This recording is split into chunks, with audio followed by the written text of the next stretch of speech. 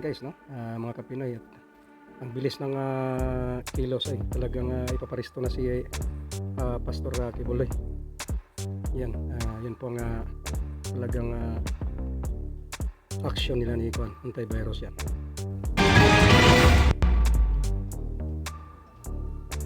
I move for the issuance of subpoena to Pastor Kibuloy to appear on this committee. So move, Mr. Chair. The motion of the Honorable Pimentel is approved.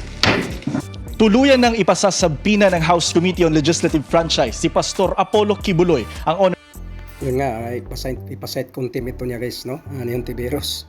Itong si Pastor Kibuloy. Alam nyo guys, pag mangyari ito, ay talagang mas lalong imposible guys, magulo po ito. Totoo yan, magulo po ito dahil hindi po papayag yan ang yung mga supporters at saka mga talagang taong bayan din, no? Na sumusuporta dito kay Kibuloy. Kaya yun ang pagpaparisto sa kanya or cite contempt sa Senado. Yun po ang gustong mangyayari ni antivirus.